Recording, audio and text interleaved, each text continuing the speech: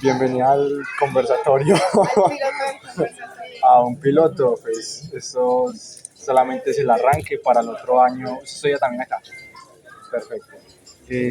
Para el otro año ya se va a empezar a hacer el conversatorio más, pero pues, por temas climáticos y demás no se dio como para un gran público. ¿Listo? Bienvenidos a Besos en el Universo, conversatorio de Cosmos, inspiración sobre Carl Sagan y más que todo vamos a hablar sobre ciencia. Ciencia, muchas clases van a ir dirigidas a la astrofísica, obviamente no tan minucioso o algo eh, muy, muy pulido, como si fuéramos profesores. Pues una de las frases es: no somos profesores, somos punteros. Es algo más a lo creativo, muy informal, la verdad. No somos genios, pero somos apasionados de lo que nos gusta contar. Así que bueno, la charla de hoy va a ser sobre Júpiter, el gran gaseoso.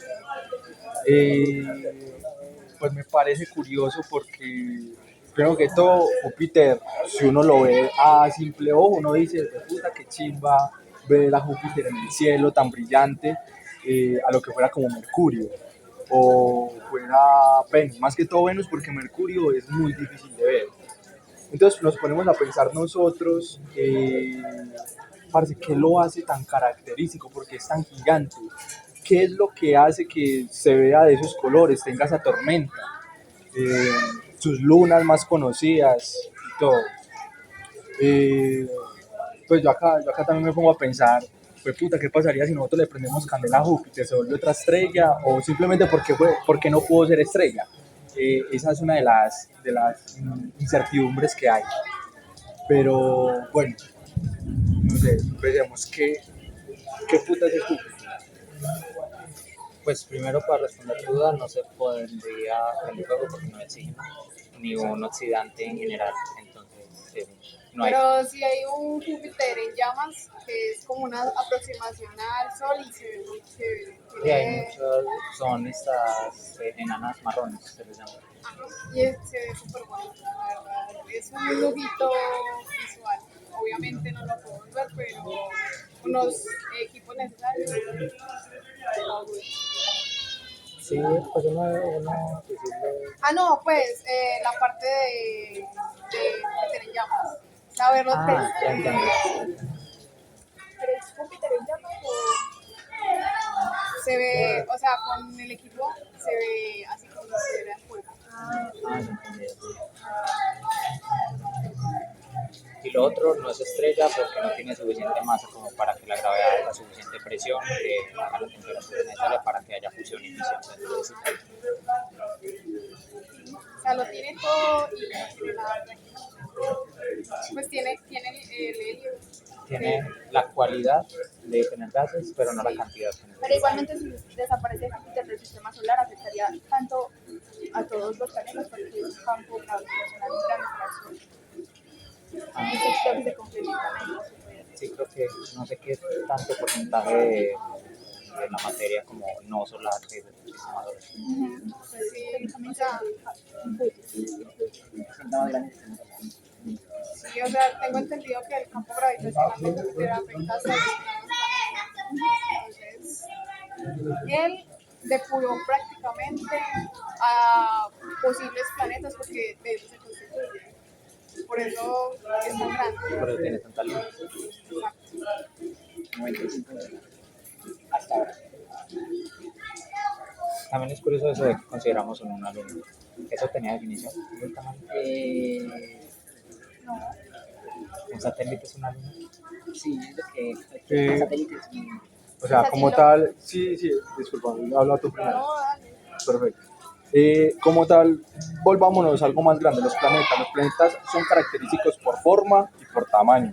O sea, tenemos un estándar de planetas para que sea planeta. Por ejemplo, Plutón, que nunca pudo dar una vuelta desde que lo descubrimos, dejó de ser como tal un planeta, sino que es un planetoide, que es demasiado pequeño. Es que incluso las lunas de Júpiter son más grandes que Plutón.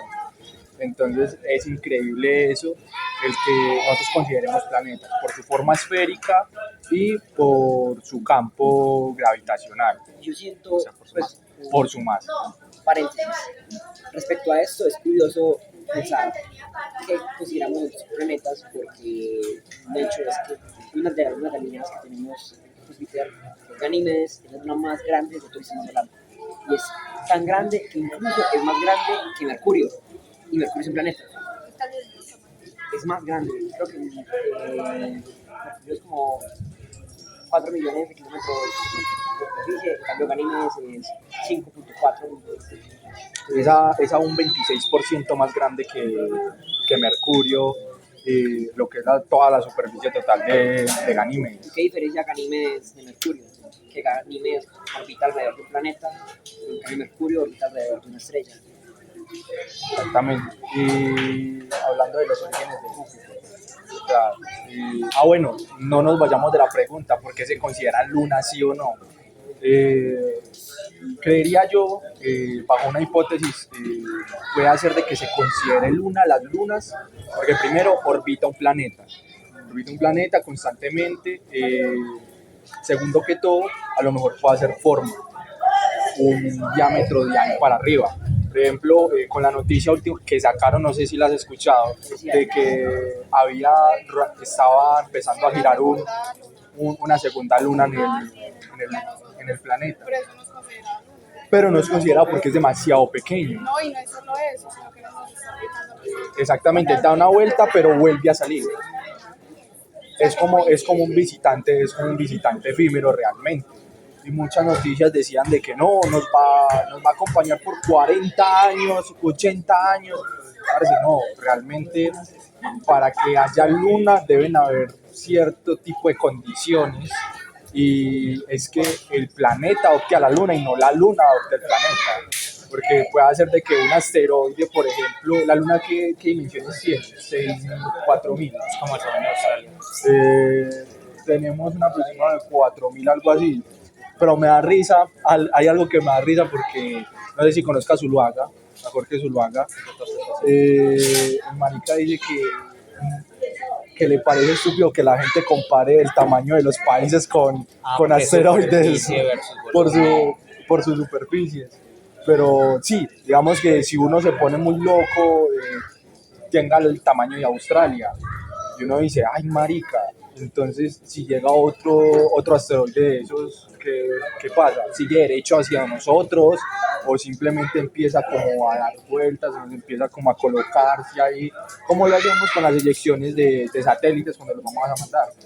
Los soltamos y ahí empiezan ya su recorrido, entran a lo que es la eclíptica, el ecuador, que bueno, ya esos son otros temas diferentes. Pero sí, a lo mejor deben tener una escala promedio o una escala mínima para considerarse lunas. Deben tener al menos un tamaño por ahí de, no sé, 14, tal vez 20 kilómetros para arriba para poder considerarse lunas y que estén orbitando constantemente. No lo sé, realmente No, hay deben de ser esas dos condiciones. hay que darse más a profundidad a eso. Pero volviendo a Júpiter, lo que es el origen de Júpiter, cómo surge Júpiter realmente. Sonaría que después de que el Sol se crea, nuestras planetas al menos, deja suficiente material alrededor, que una parte va a ser sólida y otra parte que es más gaseosa, helio, hidrógeno, etcétera, que se va a juntar más cerca de sí y es tanta la cantidad porque es tan poco denso en los gases que pues, a pesar de que no creo que sea tanta materia, sigue siendo muy grande. Entonces, todo el helio y el hidrógeno que no quedaron en el Sol distribuyó entre los planetas terrestres y se quedó la mayoría en Júpiter. Eso, yo también me puse a investigar sobre los orígenes de Júpiter y va como a la par del Sol. Sabemos de que el Sol es una enana blanca, pero que está dentro de una enana amarilla, que en la cual dentro de millones de años va a explotar, va a quedar la enana blanca. Sabemos que si explota no va a direccionarse así, sino que se va a encoger más y va a tener una concentración más fuerte. Júpiter pasa lo mismo. Júpiter era una materia rocosa, una esfera rocosa y uno Y uno decía, ay marica, bueno, vamos a empezar a ver qué pasa. Ese man empieza a coger con su gran campo magnético que tenía y empieza a absorber tanto asteroides como también empieza, como tú dijiste, empieza a absorber lo que son los gases que hay alrededor. Pero eso se da porque él fue uno de los primeros planetas para... Exactamente. Entonces, al empezar con eso, empezó a recolectar y a recolectar, a tal punto de que se empezó a volver inmenso. Empezaron a crecer las presiones dentro del planeta. Ese centro que supuestamente era sólido, se deduce que es sólido, empieza a volverse líquido, también por el calor que hay internamente. Empiezan los asteroides a chocar con él.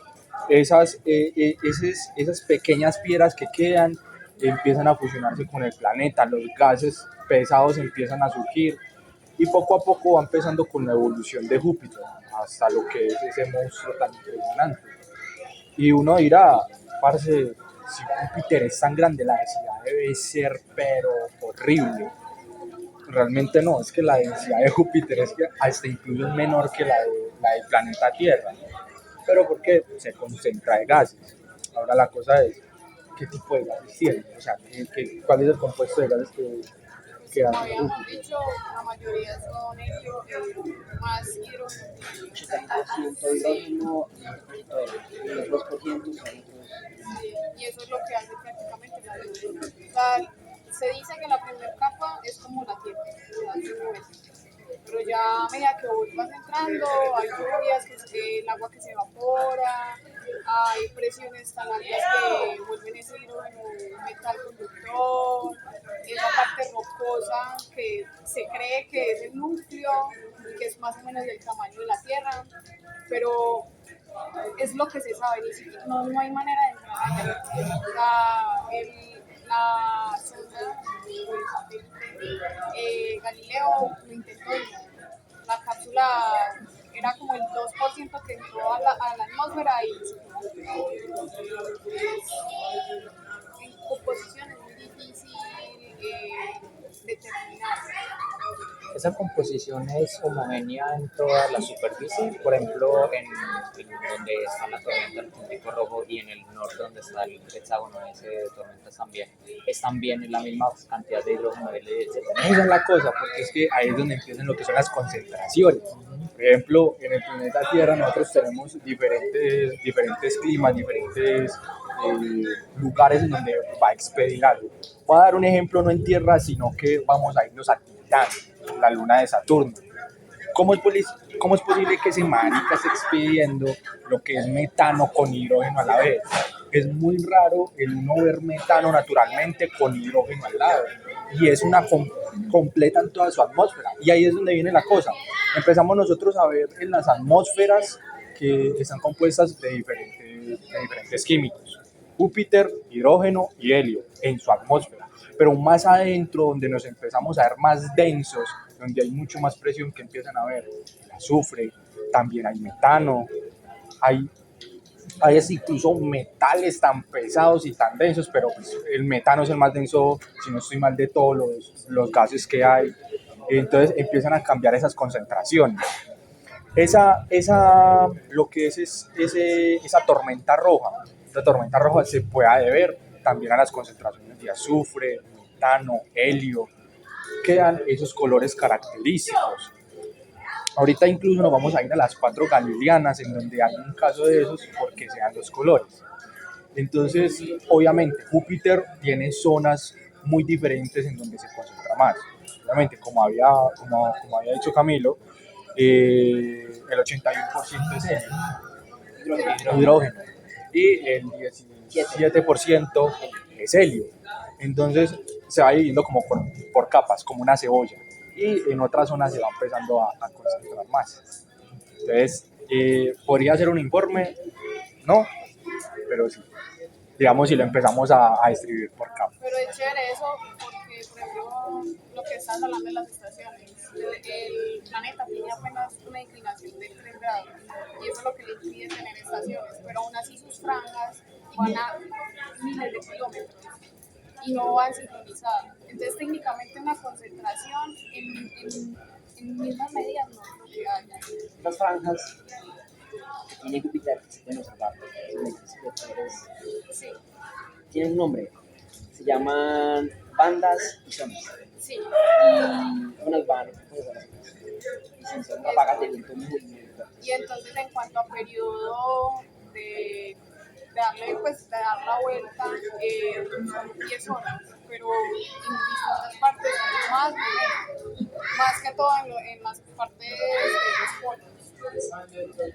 Las bandas siempre van a las mismas direcciones, tipo todas van Hacia un sentido y las eran franjas van hacia el otro. siempre se intercalan. Sí, No es de que se ve tan rayado. Lo mismo pasa con Neptuno, que también Neptuno y Urano también se consideran gaseosos, pero no tanto gaseosos, sino helados. ¿Qué es lo que pasa en Neptuno? Neptuno, ese marica tiene la misma fórmula. Tiene un sentido de rotación tan impresionante que sus gases empiezan a intercalarse entre ellos. Entonces empiezan a formar esas tormentas y se forman las franjas. Pero en Júpiter, al ser un gaseoso, ese man es inmenso, pero gira de una forma impresionante. Eso es lo que pasa, es de que como que va a empezar a mezclar todos esos gases, pero también hay unos que van en contra, por ejemplo la mancha, la gran mancha roja que cabe en 2 tierras, ¿es cierto? Cabe en 2 tierras, lo que va a pasar es de que se van a empezar a desviar y ahí va a empezar a dar un círculo impresionante. de hecho, hay algo muy chévere que hace muchos años habían 3 tormentas y la mancha roja. Y entonces, debido a los vientos, se fusionaron esas 3 y no solo está la mancha roja, sino que hay una más chiquita al costado. Entonces, se dice que en muchos años se van a fusionar la mancha roja con esa manchita roja adicional que tiene. Y es más a las profundidades, porque no sé si recuerden que el estándar que se colocó en la Tierra como tal para pasar de lo que es nuestra atmósfera a la superior, donde empieza a desaparecer, ya estamos en espacios de 100 kilómetros. Entonces imagínense que ni siquiera sabemos a dónde vaya, dónde está el centro como tal, o sea, bueno, sabemos dónde está un centro, pero no sabemos hasta dónde hay que llegar para poder llegar como a ese líquido, porque se considera que Júpiter no tiene un centro sólido, sino un líquido, por las grandes presiones y calores. Por eso la expedición que se va a hacer hacia Júpiter no es directamente a Júpiter, sino que es a una de sus lunas. Porque es que no hay manera de determinar qué hay en el centro, no hay donde... Europa. Sí, Europa, la misión se llama Europa.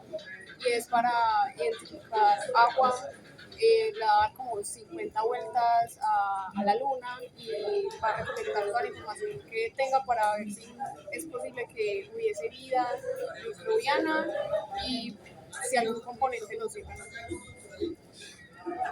Igualmente, yo creo que también ya se, o sea, supongamos, no sé si es una teoría, como es de hielo, pues Italia es de hielo, dicen que abajo, si se perfora en la superficie, hay vida y Pasa algo similar con Europa. Europa es muy helado, muy helado, es una zona muy helada.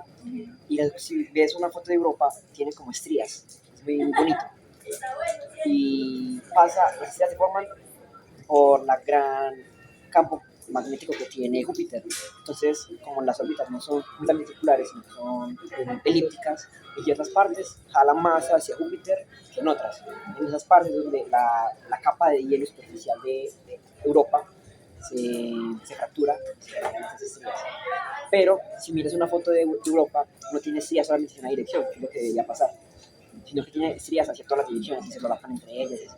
¿Por qué pasa eso? La teoría es que debajo de todo este gran hielo hay una superficie por la cual pueda resbalar este hielo, que sería un inmenso océano que tenga debajo todo este hielo, la razón por la cual el hielo se va moviendo y va fracturándose en diversas direcciones. Debajo de toda esa gran cantidad de agua hay erupciones volcánicas y puede existir vida, y por eso la expedición que están haciendo en Europa. Pero necesitan saber qué tan profundo es y las capas de hielo qué tan gruesos son para poder ver si es, porque si no, si es demasiado complejo entrar, va a ser muy difícil que vamos a descubrir si hay o no hay vida en Europa. Alguna vez me acuerdo justamente, creo que en un coloquio del doctor Z que le estaba hablando de cómo se había descubierto, pues creo que hace mucho, pero lo estaba mencionando, que como justamente una de las teorías es que debajo hay un mar y no hay una conexión así como sólida entre el núcleo rocoso y la capa exterior, que en cierta manera eso podría explicar muchos de los movimientos un poco extraños de esas lunas heladas, que es como cuando usted pone a girar un huevo, ¿cierto? Que como el huevo tiene dentro un líquido, pareciera que rotara de más, ¿cierto? Que incluso hiciera unas rotaciones raras, como si tuviera un eje todo raro elíptico, ¿no? Dentro de sí mismo. Y es que justamente eso es lo mismo, es un centro rocoso que puede que sea muy estable, pero como alrededor hay un líquido que es más maleable, pues hace toda una locomoción, que no recuerdo cómo le dice exactamente, pero es muy bacano. Es una muy buena analogía. Entonces, o sea, es muy curioso. Ahora sí vamos a entrar a lo más chimba de Júpiter, las cuatro Galileanas. Primero que todo, Galileo por allá antes de que fuera crucificado y antes de cagarla cuando dijo que no existía el geocentrismo sino el heliocentrismo, el man tenía un binóculo. Realmente, o como el señorito siempre me corrige, un No, sí, catalego. se llama binóculo. El que hizo Galileo se También llama pues binóculo. una... El binóculo también es una gafa, pues, en su lado. Pero el que hizo Galileo No, usted dijo que se era... llama binóculo, se llama eso, monóculo. El binóculo se llama monóculo. Binóculo galileano. Porque tenía dos, o sea, tenía dos. Tenía dos lentes, pero en un mismo tubo. Pero es que eso lo confunde a uno. Sí, lo confundía uno porque binóculo suena como los Ajá, binoculares. sí. Pero en Los realidad visores. es el binóculo galileano, es un telescopio el telescopio que creó Galileo, que es la base de lentes.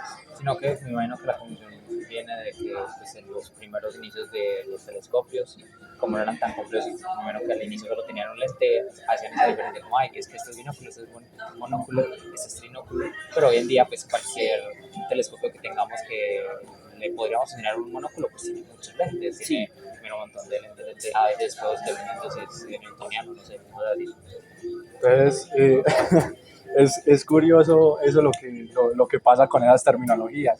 Pero Galileo al ver a ese Júpiter tan grande, él también empezó a decir, parce, qué curioso, ese marica es demasiado inmenso. Y vio que empezaban a haber unos puntos súper brillantes, en donde unos desaparecían y otros volvían, pero no todos iban como a la par. Ahí es donde entramos a las tres ovejas blancas y a la oveja negra. ¿Qué es lo que pasa con las cuatro galileanas? Hay tres ovejas blancas, vamos en orden, Io, que es la primera, Europa la segunda, Ganímedes la tercera y por último la oveja negra, que es Calisto. Las primeras tres son lunas que están conectadas, tienen un giro que conectan. Io da cuatro vueltas, Europa da dos, Io da cuatro vueltas, Europa 2 y Ganímedes apenas da una, 4, 2, 1. Pero, y entonces Calisto, ¿qué? ¿Calisto cuántas vueltas da? Cuando Ganímedes de una vuelta, le falta media vuelta a Calisto para completar una órbita. Eso también se rebuscó, bueno, no se rebuscó, eso es matemática. Ahorita que estábamos hablando de la matemática, que es creación, pero también es descubrimiento. No, pregunta, ¿la matemática es... No, sí, ¿la matemática es un descubrimiento o es creación? Humana. Creo que la respuesta no importa realmente en el orden de las cosas, porque es como que de igual manera los únicos que lo están utilizando son nosotros. Entonces, Pero ¿para qué saber? ella ponía un caso hipotético. Por las Voyager, porque nosotros mandamos un Ya, disco. de otra vida Sí, extraterrestre. sí. Pues yo creo que ellos también harían su propia matemática, pero no O sea, no la diría misma. no diría yo que es la misma en el sentido de que obviamente expresarían diferente, tendrían otros conceptos que no necesariamente van a ser como, ay, si es que estos son enteros, estos son... De pronto sí vuelven a recrear esas mismas estructuras para otros propósitos, pero como el propósito y la necesidad es diferente para esa otra vida, estarán descubriendo otras zonas que para nosotros no son relevantes. Quién sabe que para ellos la teoría, esa, no sé, la de categorías sí les sirva, que nosotros no. A ellos les sirve un montón y entonces por eso sus números son teoría de categorías. Entonces eso contesta que si nosotros sí la descubrimos, pero inventamos nuestras propias matemáticas. No, yo no O sea, estoy de yo acuerdo. sí, porque si No, existe el porque- contar, o sea, No, pero es que nosotros creamos el contar. No, A partir de porque- razonamiento. solamente con ver dos sillas, ahí ya uno sabe que hay dos, pero obviamente Entonces, no, un niño va a Pero hacer eso. también pasa que tú como defines una cosa, tú como defines dos cosas. Eso ya de pronto me pongo muy borgiana, pero es que tú cómo puedes definir que algo es algo diferente del todo. ¿Cómo dices que no es un todo, sino que cómo puedes definir no, ¿cómo se llama? Fronteras para definir qué es una cosa y qué son dos cosas? Eso es algo muy de nosotros. Eso no es algo que uno podría decir como, ay, si es que todos los organismos van a necesariamente inteligentes, pues verlo así. Hay personas, seguramente, no personas, seguramente habrá organismos que sí lo verán de una manera muy, no recuerdo cómo se término como en latín, pero que ven el todo como un todo y no como separado, sino que todas las experiencias y toda la materia y toda la no materia es una sola cosa, por ejemplo. es que si me pongo acá nos vamos a alargar. Creo que el razonamiento Es que- de eso sería como que, pues, en mi parte, que las matemáticas obedecen a leyes universales. Las matemáticas son iguales acá, Sí. en Júpiter, en Andrómeda, todo sería pues, por las mismas leyes físicas. Pero es que sigue siendo lo mismo, son las leyes físicas que nosotros Que nosotros creamos. en Pero ese por una sentido. razón, o sea, imaginemos hipotéticamente que no existe la matemática y somos seres de otro sistema. Si nosotros sabemos que existe la gravedad también, porque seguramente exista, o sea, seguramente creamos algo para entenderla, eso serían matemáticas para nosotros. Para ellos se puede tener otro nombre, pero en sí nosotros descubrimos la matemática. Pues en mi cabecita sí. Es que yo creo que todo parte, estamos como super salidas de Pero de eso se trata, de eso se si trata. crees que detrás de los sentidos, o más bien, lo voy a poner de otra manera para que lo estemos pensando más. ¿Ustedes creen que la realidad la vemos como una ventana o como un filtro? Porque es que tú ¿por qué ves el color? ¿Cierto? O porque cuando comes dulce. La miel no es dulce. O sea, ¿cómo le digo? La miel no nos gusta porque sea dulce. Nos gusta porque es dulce, porque tiene azúcar. Es decir, todo depende de cómo evolucionamos. ¿A qué voy con esto? Se me perdió la idea. Que sí, que nunca podemos ver todo lo que implican las señales alrededor de nosotros, ¿cierto? Es decir, tú solamente ves una parte del espectro visible, tú solamente sientes ciertas cosas físicas, a veces ignoramos, etc. Tú solamente vas a ver la realidad como si le sea necesario a tu organismo para sobrevivir. ¿Crees que detrás de eso realmente hay una visión correcta de lo que existe? Porque es que sí, entonces hay una matemática que descubrimos. Si no, la estamos creando porque es que no, para ningún tipo de organismo va a ser lo mismo. Estamos creando porque Estamos creando, sí. todo lo que vemos, todo lo que sentimos y vemos que eso depende del observador. Por ejemplo, nosotros no vemos el espectro, no sé, un UV, por ejemplo, que mientras tanto una langosta marina sí puede verla.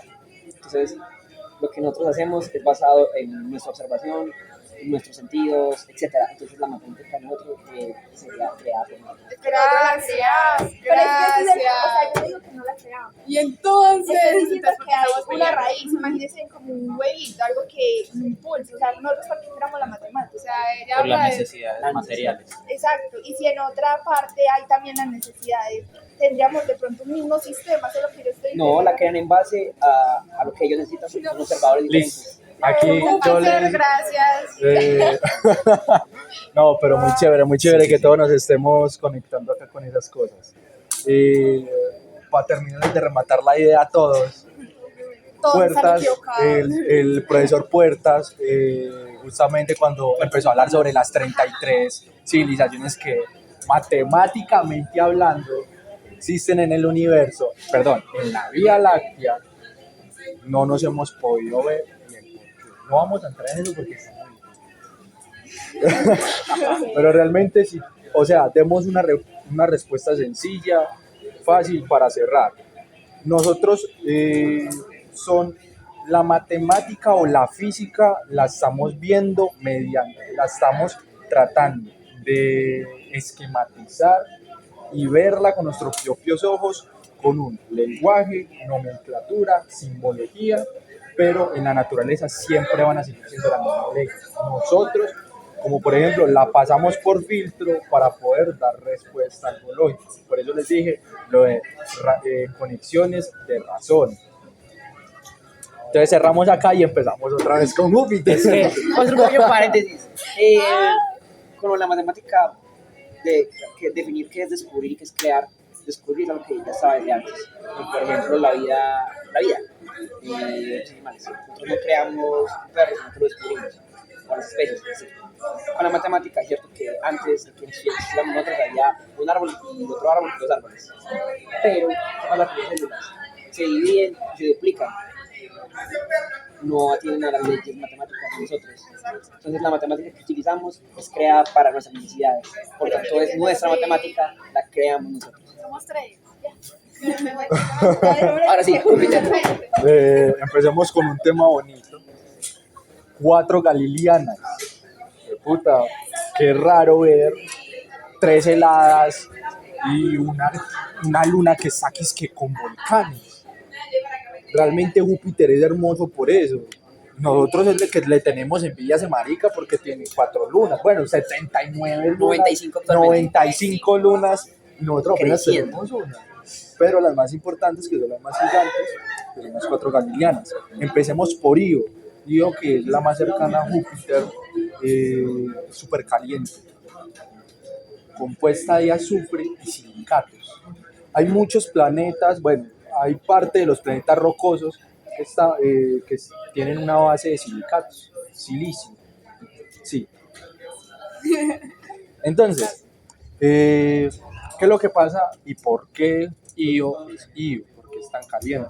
Ya sabemos de que Júpiter tiene un campo magnético ni el de puta. Y eso lo que hace es empezar a dar a diestra y siniestra, atraer lo que son asteroides que le vengan y lo que sea. ¿Qué es lo que pasa con Io? Io, al ser tan cerca, está experimentando, primero que todo, la gran radiación que emite Júpiter, porque Júpiter es un planeta que emite una radiación impresionante. Y lo otro es la atracción. Pero al ser una luna que orbita, ella sigue en su órbita. Lo que va a pasar en ella misma es que se va a empezar a hacer esto, a estirar y a recoger, estirar y a recoger. Nosotros hacemos un ejemplo, empecemos a estirar y empecemos a coger un masilla. ¿Qué es lo que va a pasar? La masilla va a empezar como a empezarse a poner caliente, fricción entre ella misma. Entonces por eso es de que lo que es Io, aunque su corteza sea dura, por dentro tiene lo que son líquidos, más que todo es azufre líquido lo que se encuentra en ella. Por eso los cráteres, los géiseres, grandes géiseres que hay, cuando fue Voyager 2, perdón, el que vio que está expidiendo géiseres tan impresionantes, se dijo, ay pues puta, pero es que este man es totalmente sólido, ¿cómo va a ser posible eso? Y es simplemente por la fricción, hace que no se solidifique, sino que empiece como a derretirse, volverse un líquido, y ahora sí expulsarlo a una presión tan hijueputa que ¡pum! Sales incluso a más de 100 o 200 kilómetros arriba de lo que es Io, la superficie de Io, y por eso es de que Io también tiene esos colores como rojizos, azules, simplemente azul, y obviamente más composiciones que hacen sus colores. Entonces, ya sabiendo las bases de Io, por qué está tan caliente, nos pasamos a, se me olvidó el nombre, Europa es una luna helada, pero helada es helada y realmente, ¿por qué es helada? Porque es que a las lunas de Júpiter no les está dando el sol como tan directamente como sería la de nosotros. Europa le pasa el mismo fenómeno, como él dijo, lo que pasa es de que la gravedad de Júpiter va a empezar a estirar y estirar y estirar y vuelve a encogerse otra vez la luna. Entonces, pues, de que se empiezan a generar las grietas por afuera y es tanto el frío que hay en su atmósfera que simplemente se congela. Pero en el interior, como tú dijiste, hay un mar inmenso que incluso se deduce que ese mar es mucho más grande que lo que contenemos nosotros de agua. Entonces ahí es donde viene. También se expulsa porque lo que es Europa también expulsa esas aguas que trae, las salinas, y se empieza a regar por la corteza se vuelve a congelar, pero se vuelve a estirar, entonces al estirarse y encogerse, más calor, y lo que hay por dentro también, como tiene un centro sólido, que va a pasar de que se va a empezar a como volver líquido. Sí, eso es como un ciclo. Exactamente, es un ciclo muy también curioso, porque si bien es que Europa no es totalmente blanco, Europa también tiene como unos rojizos. Se supone que son las sales y los azufres que también contiene lo que es la luna. Nos damos un salto prácticamente en la misma huevonada. Ganímedes. Ganímedes, que es, aunque también es más rocoso que Europa, Ganímedes es muy rocoso. También no se deduce tanto más que Europa, pero también se dice que lo que es Ganímedes también contiene un mar interior, que, o sea, con Ganímedes es un 26% más grande que Mercurio, ¿no? Algo así, es un 26% más grande. Razones, su superficie también es muy helada, demasiado helada, y se ven como restos de hielo que hay en su superficie, hay en su corteza. Entonces dicen, parce, de algún lado tiene que salir esa agua, porque o sea, de que llueva agua en el universo, pues así de la nada, y que le caiga a Ganímedes, pues no, pues marica, no. Entonces, lo mismo pasa Sí. lo, Sí, la sombrilla verde. lo mismo pasa con Ganímedes. Y por último, Calisto, La oveja negra. la oveja negra. No está a horario con las demás lunas, Por eso, las órbitas. porque se orbitan, además que es la más lejana de Júpiter. Esta sí no se deduce que tenga como mar, es ya completamente rocosa, es una sólida Esa es la que impresionante. tiene su propio campo. Exactamente, es raro Creo que porque es Ganímedes, porque es tan grande. No estoy segura. Porque yo sé que las otras tres están protegidas por Júpiter. Las protege de la radiación solar.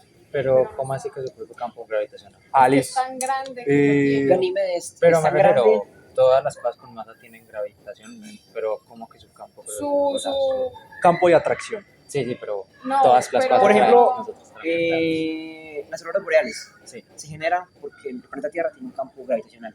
¿No sería el magnético el que están hablando? Eso, magnético, Ah, perdón. ya, la, Perdón el la término. magnetosfera.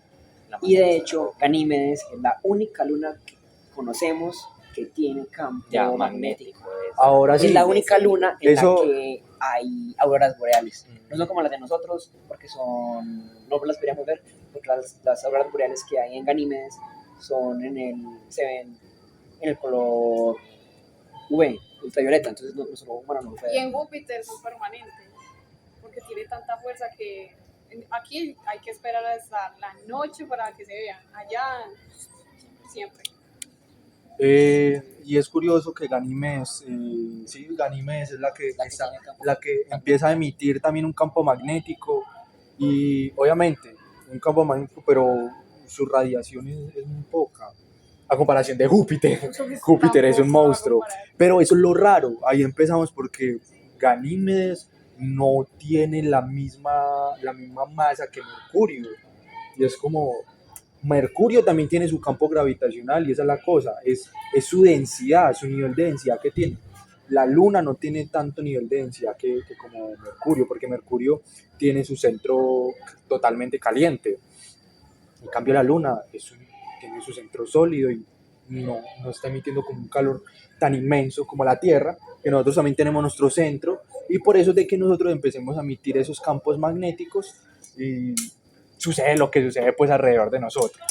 Entonces, ¿de dónde viene ese magnetismo? ¿De lo que está hecha? ¿De que Esa Júpiter la- se lo presta? Esa es la Yo cosa. creo que es por la masa, porque es muy... Pero si se supone que tiene menos masa que Mercurio. o por el tamaño.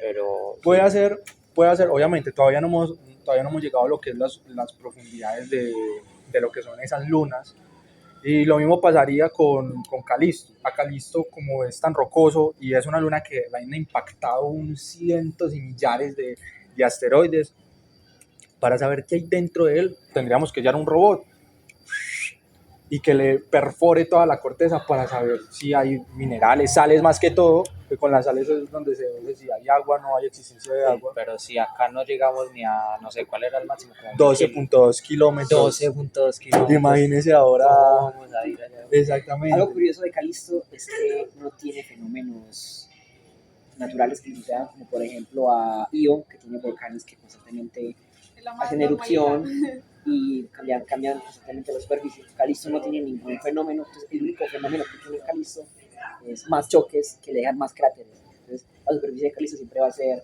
igual, por ejemplo, a menos que impacte con el que da impacto. A mí me surge la duda, ¿por qué Calisto es el más alejado si es el más rocoso? No debería, pues yo sé que no debe tener el mismo sentido esto que estoy diciendo porque pues la densidad es cuando ya está toda la materia ahí, ¿cierto? Pero estoy pensando, ¿no debería ser el material más denso el que orbite más cerca?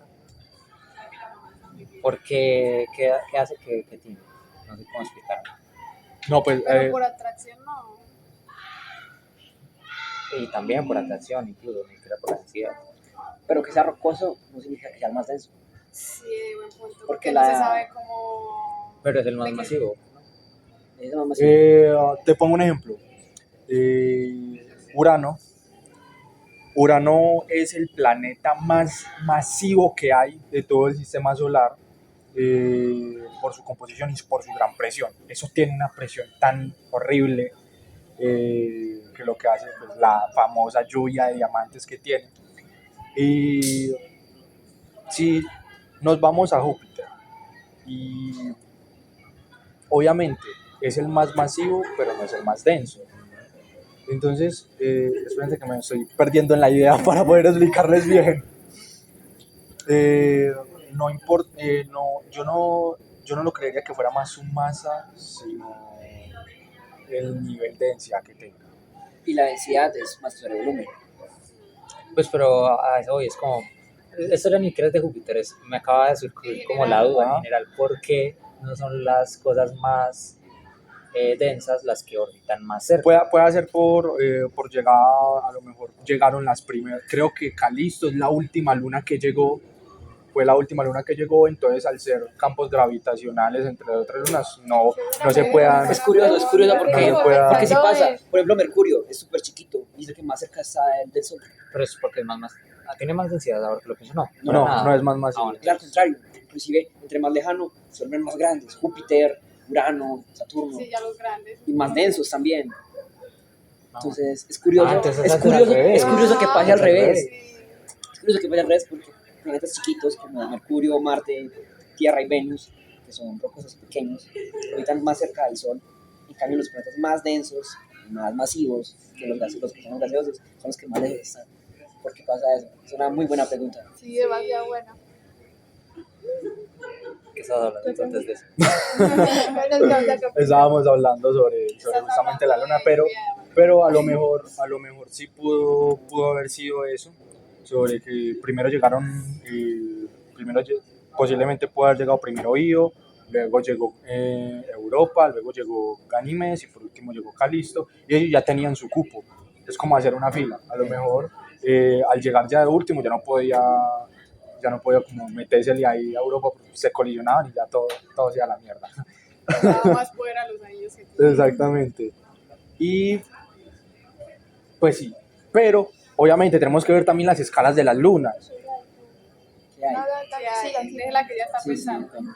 porque tenemos primero a Ganímedes, luego a Titán y luego a Calisto Titán. Titán de. de Saturno. Es que no les estoy metiendo escalas lunares, ¿sí me entienden? Ah, ya. Saturno. Tenemos a Ganímedes, Titán y luego Calisto, o sea, Calisto la tercera luna más grande que hay. Y lo que, entonces, es que si ven, eso es lo raro, porque vean que Ganímedes y Calisto siendo las dos lunas más grandes que hay, ¿cierto? En escala, Io es la más pequeña de todas, ven que va de la pequeña a la grande, a la pequeña, grande, mediana. Ahí entonces empieza otra Ah, duda. bueno, sí. Mi duda es que con respecto a la pregunta que hicimos al inicio de qué consideramos planeta, qué consideramos luna, si por ejemplo Ganímedes, que es la luna más grande que tiene Júpiter desapareciera, Ganímedes, ¿qué sería? Un planeta. Porque Pues es más grande depende que... si puede volver a estabilizar su órbita alrededor del Sol. Sí. Y por ejemplo, los Pongámosle- planetas huérfanos, ¿qué? Que Pues no un orbitan, planeta de huérfano no orbitan alrededor sería de... huérfano, ¿Qué hace que un planeta huérfano sea un planeta huérfano? que no orbita alrededor de una Sí, estrella. eso Y cualquier- porque- No era que estaba, pues, los planetas enanos. Pues, que es como que, creo que son Platón. Pero entonces ya... Plutón, No, que pero son están planetoides. Sí, Sí, enanos. Hay planetas están huérfanos. en el Ajá. cinturón de... Entonces, si Ganímedes dejara, pues Júpiter dejara de existir, Ganímedes sería un planeta huérfano. No, y si Depende. deja de existir Júpiter, las lunas tampoco. Las lunas también determinan. Pues Pero para mí. ya estamos hablando de hipotéticos porque es que la masa no desaparece. Sí, obviamente. No, hipotéticamente desapareciera Júpiter. Pero incluso en ese caso yo creo que lo más posible es que las lunas se chocaran entre ellas y pongan Sí, otro exacto. planeta en donde estaba Júpiter. Lo Sí, que probablemente orbitan alrededor del normalmente Sol, hace- porque la... Bueno, pues, la atracción ¿cuál es fue la grande. colisión de dos planetas, el Marte y otro planeta para formar la Luna? No, bueno, Fue a nosotros que nos golpeó. Sí, bueno. Bueno, prácticamente harían eso. Sí. Por ejemplo, hay muchas lunas, la gran mayoría de las lunas de Júpiter son asteroides. Hay unas lunas que sí son grandecitas, las galileanas, y otros grupos que normalmente se llaman por el nombre, se dividen en familias, las lunas de Júpiter. Y se llaman normalmente por el nombre de la luna más grande de la familia. Hay una familia que son de las 4 internas, que entre esas una se llama Amilibea, si no estoy mal, y el grupo se llama Grupo Familia Amilibea porque la más grande de esas 4 lunas es esa. Pero el caso que me desvié, la gran mayoría de las lunas de Júpiter son pequeños asteroides o cometas capturados por la campo gravitacional de Júpiter. Entonces, en el caso hipotético de que Júpiter desapareciera, esos asteroides, bueno, serían asteroides. Sí. Sí, Bueno, asteroides era que orbitara el Sol, ¿cierto? O que tenía, ¿cuál es la definición de asteroides? Pero esas Una son pequeña asteroides. roca. Pero las de Marte también son dos y son chiquiticas, son asteroides casi. No, pero son definidas lunas porque son Porque no satélites orbitan. naturales que Pero orbitan a un planeta. Y Entonces, si quitamos ese factor de orbitar a algo que no sea una estrella, que es un planeta, ya son, Cambia de definición. son definidas mediante su tamaño, si no estoy mal, como Platón, que es considerado planetoide y un planeta por su tamaño, principalmente. Plutón es Ahí está. el filósofo, Ahí está el filósofo cuerpo, griego. ahí está el cuerpo de Platón. Platón, Sócrates. bueno, ya vamos casi por los 50 minutos. Vamos a cerrar acá el piloto, solamente la grabación. Acá si quiere, también Aleja puede seguir acá con nosotros. A ella ya la van a regañar. Ya la Eh, echaron de la casa. Pero igualmente, Aleja, le agradezco a usted. Obviamente yo te quiero preguntar algo. Nosotros este contenido lo vamos a subir como evidencia a YouTube. O sea, crear un canal de YouTube, así que si hay permiso, Sí, dale de una. lo subimos. Para el otro año, a lo mejor sí vamos a... Hacer ahí podcast. Ahora Algo sí, más canal. sólido. sí, algo más sólido. sí, Igualmente, que haya más gente así. eso es un piloto y es más una base para lo que va a ser de ahora en adelante. Está bienvenida a todo lo que vayamos a hacer, no solamente va a ser esto. Vamos a pensar en grande, vamos a ser avariciosos. Más de 120 capítulos podríamos sacar acá. Es que hay que hablar de muchas cosas. Sí. Entonces, muchísimas gracias. Le agradecemos más a usted Yo porque le usted fue la tengo una primera pregunta. persona Yo le que tengo nos una llegó. pregunta. ¿Qué recomendaciones nos hace? ¿Qué cosas debemos de pulir? Así como para mejorar en los futuros encuentros. No sé, de forma, así como de este momento, no me lo he puesto a pensar porque todavía estoy pensando mucho en lo que estábamos hablando de las lunas, pero al menos de cosas que estaba pensando desde antes, que deberían tener su propia página, no sé, de Instagram. Porque, por ejemplo, cuando lo vi en Twitter, le dije, como, ay, Admin, ¿quién te pasó esto? ¿Puedo saber sus redes? Y me dijo, no, fue una persona X. Entonces, no me pudo pasar. Entonces, que hagan un propio Instagram para que la gente sepa, pues, más, no solamente cómo lo encuentro, también cuando suban el video de YouTube, o etcétera, no sé. Eso y que, no sé, pueden hablar con... bueno, esto les quería hablar como en general ahorita antes de que nos fuéramos, de que como que, porque ellos tienen semilleros, ¿cierto? Sí, sí. Los que estaban organizando ahorita, los que son parte del museo, entonces yo estaba como, ¿será que esto fue del museo que lo hicieron como por debajo de la mesa, pero...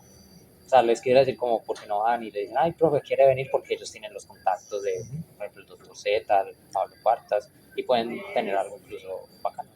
No, sí, yo sí me quedé callado porque quería ver más que todo. Bueno, ya, cerramos acá. Muchísimas gracias a todos por habernos visto. Somos Aversos entre el Universo y pues luego van a ver más. Gracias.